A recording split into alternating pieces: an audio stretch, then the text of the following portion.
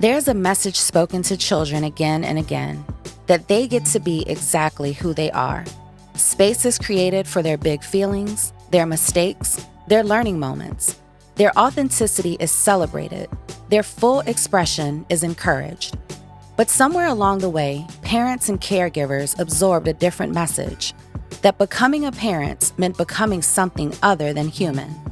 That infinite patience, endless energy, and perfect emotional regulation were required at all times. That needs come last, or perhaps not at all. That showing children the full humanity of those who care for them somehow diminishes that care. What if the opposite is true? What if one of the most powerful gifts that we can give to children is this simple truth, that caregivers are people too.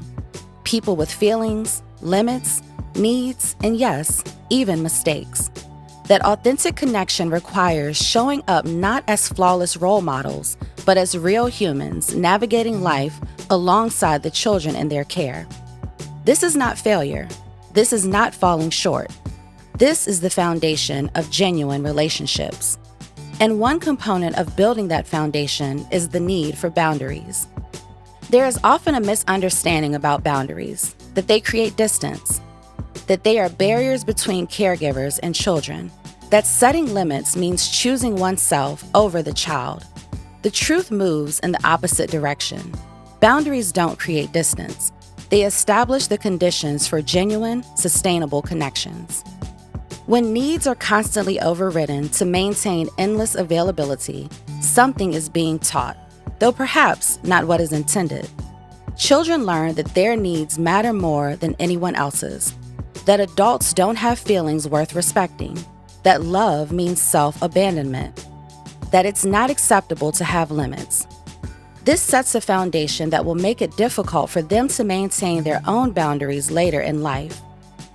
Healthy boundaries teach that everyone, including the child, has the right to needs, limits, and personal space. There's often a false dichotomy in many parenting conversations. You're either fully present and available, or you're selfish and disconnected. But sustainable presence requires us to acknowledge our humanity as well.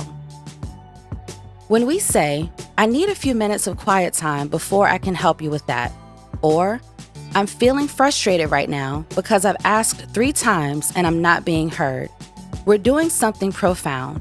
We're not rejecting our children. We're showing them that it's possible to honor both their needs and ours, that asking for what we need is not only acceptable, but necessary. We're naming our feelings, identifying the boundary that's being crossed, and modeling the kind of communication we hope they'll learn. We're showing them that feelings aren't shameful, they're informational. And we're demonstrating that expressing needs clearly is how relationships stay healthy. This is where emotional literacy begins. Not in identifying feelings on a chart, but in watching trusted adults navigate real emotions in real time. And being fully present doesn't mean being available without pause, 24 hours a day. It means that when time is shared, true presence exists, not performance or perfection, not hiding the humanity, but showing up as a real self. Sometimes that real self is patient and playful. Sometimes that real self is tired and needs support. Sometimes that real self makes mistakes and needs to make amends. All of these versions matter. All of them teach. When children begin to see their caregivers as whole people with inner lives and feelings, something beautiful unfolds. Genuine empathy develops.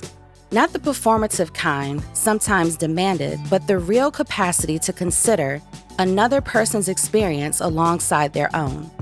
Perhaps nothing demonstrates humanity more powerfully than a genuine apology. When apologies are offered, true apologies, not mere ritual, something transformative is taught about relationships.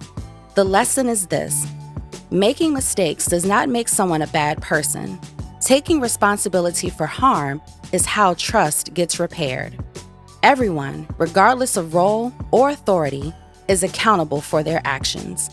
By offering genuine apologies, children learn that apologies are given because it's the right thing to do, not because forgiveness is owed in return. This can feel uncomfortable, especially for those who grew up in households where adults didn't apologize to children. There might be a feeling that apologizing undermines authority, but authority is not weakened by apology. Relationships are strengthened, and strong relationships are what actually allow for healthy guidance and boundaries. This is powerful modeling. This is legacy. And if this feels overwhelming, pause for just a moment, because transformation doesn't happen overnight. Children will learn more from watching the trusted adults in their lives as they navigate their own humanity than from any perfectly executed strategy. They will learn that feelings come and feelings go, that mistakes can be repaired, that needs can be expressed, that love is large enough to hold everyone's full and perfect selves. So yes, showing up for children matters. Presence, engagement, connection. And also, being human matters. Setting boundaries, naming feelings, asking for help, making mistakes, and apologizing. The very authenticity and emotional fluency that we hope children learn must be modeled first, because caregivers need to be human too. Not despite the role, but precisely because of it.